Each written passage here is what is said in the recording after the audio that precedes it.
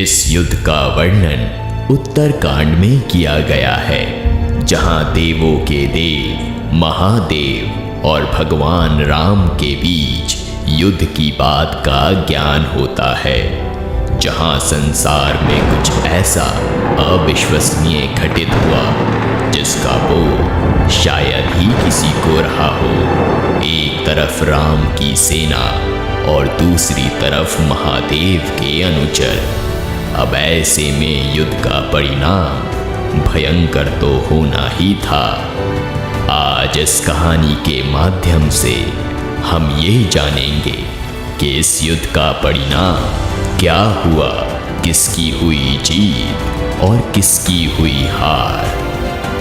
बात तब की है जब अयोध्या में अश्वमेध यज्ञ चल रहा था, जिसका संचालन खुद राम के भ्राता शत्रुघ्न और उनके साथ हनुमान, सुग्रीव और भरत के पुत्र पुष्कल कर रहे थे। इसी बीच यज्ञ का घोड़ा कई राज्यों में जाकर रुका और जहां जहां घोड़ा रुका वहां वहां राम की सेना ने अपनी जीत का परचम लहराया।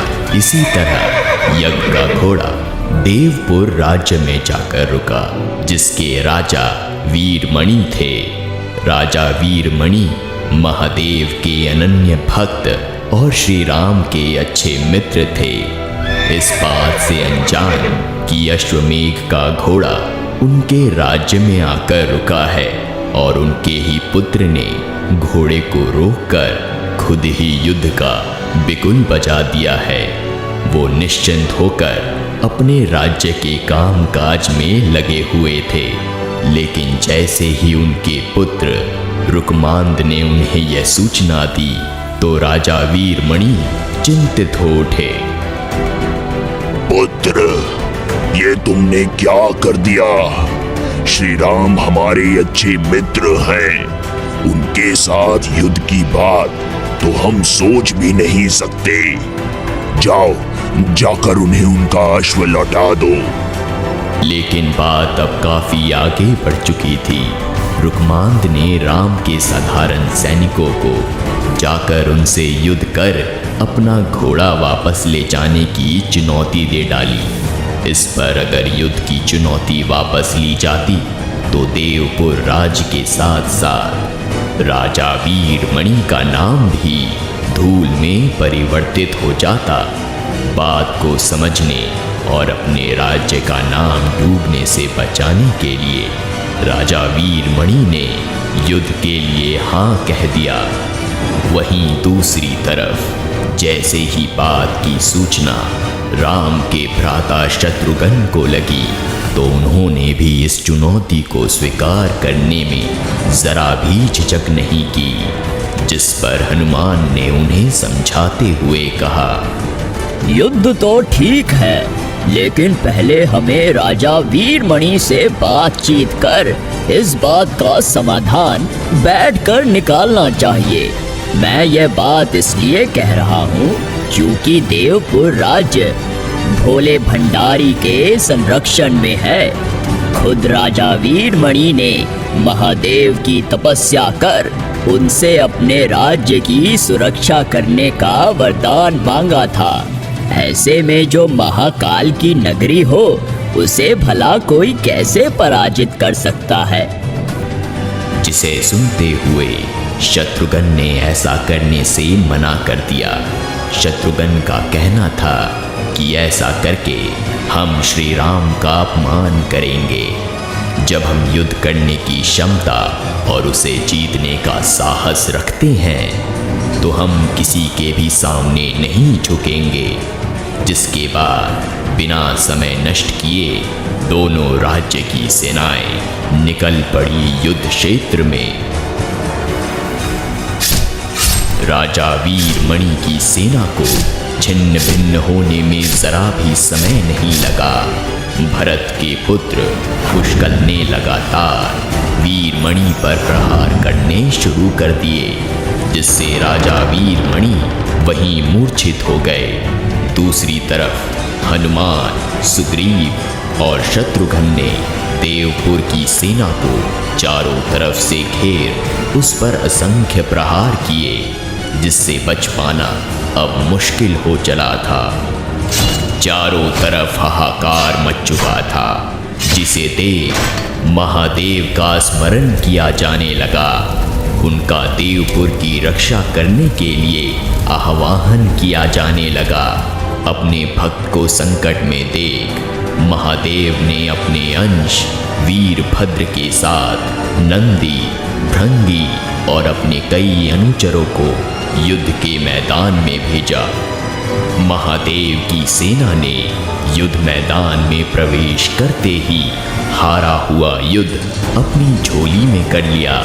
महादेव की सेना इतनी शक्तिशाली और पराक्रमी थी, जिससे जीत पाना असंभव था। हार होती देख महादेव के अंश वीरभद्र पर पुष्कल बाण से हमला करने लगा, जिसे देख वीरभद्र ने पुष्कल को एक बालक कहकर वहां से जाने को कह दिया। लेकिन इसके बाद भी पुष्कल नहीं माना और श्री राम का नाम लेते हुए वीरभद्र पर हमला करने लगा। यह देख वीरभद्र बहुत ही क्रोधित हुआ और उसने पुष्कल पर हमला कर उसे वहीं मृत्यु को सौंप दिया। चारों तरफ त्राहिमाम गूंजने लगा। महादेव की सेना से अब सिर्फ श्री राम ही अपनी सेना को बचा सकते थे। अपने भाई के पुत्र पुष्कल की मृत्यु की सूचना से श्री राम खुद क्रोधित होकर रणभूमि में पहुंचे, जहां उन्होंने वीरभद्र से कहा, वीरभद्र, जो आज तुमने किया है उसकी सजा तुम्हें इसी क्षण मिलेगी। तुमने मेरे पुत्र समान पुष्कल को मृत्यु की गोद में सुला दिया। इसका परिणाम कितना भयंकर हो सकता है उसकी कल्पना तुम नहीं कर सकते। वीरभद्र, सजा के लिए तैयार हो जाओ। श्री राम का प्रकोप इतना भयंकर था, जिससे बच पाना अब बहुत ही कठिन हो चला था। युद्ध की ये दुर्दशा देख महादेव की सेना ने महादेव का आह्वान किया। अपने भक्तों की पुकार सुन महादेव युद्ध क्षेत्र में आ पहुंचे। महादेव को वहां देख सभी भयभीत होकर पीछे हो गए। जब श्री राम को ये बोध हुआ कि उन्हें महादेव से युद्ध करना पड़ेगा, तो उन्होंने महादेव से कहा, महादेव, मैं आपसे युद्ध नहीं कर सकता। आप ही की वजह से मैं रावण का अंत कर पाया और इस अश्वमेध यज्ञ का संचालन भी आप ही की देखरेख में किया जा रहा है। अब ऐसे में मैं आपके विरुद्ध कैसे जा सकता हूँ? राम, आप खुद ही विष्णु के अवतार हैं। भला मैं भी आपसे कैसे युद्ध कर सकता हूँ? परंतु अपने भक्त वीरमणि और उसके राज्य को दिए गए वरदान से मैं बंधा हुआ हूँ। इसी कारणवश मुझे ये युद्ध आपसे लड़ना ही होगा। आप भी तनिक संकोच ना करें। ये आपका कर्तव्य है कि आप अपने राज्य को सुरक्षित रखें। उस क्षण ब्रह्मांड के सबसे प्रलयकारी युद्ध की शुरुआत हुई। एक तरफ महादेव और दूसरी तरफ श्री राम। युद्ध का अंत ना तो दिख रहा था और ना ही किसी की जीत और हार का बोध हो रहा था। अंत में श्री राम ने महादेव के द्वारा दिया गया पशुपताश अस्त्र उन्हीं को समर्पित करने का सोचा। कठोर तप से हासिल किया गया पशुपताश अस्त्र मैं आज महादेव को ही समर्पित करता हूँ। ये मेरे प्रभु हैं और इनसे युद्ध मैं नहीं कर सकता। इनके द्वारा दिया गया अस्त्र आज मैं इन्हीं को देना चाहता हूँ। जिसके बाद श्री राम ने अस्त्र से महादेव पर वार किया, जो सीधा महादेव के हृदय में जाकर समा गया। इससे महादेव बेहद ही प्रसन्न हो गए।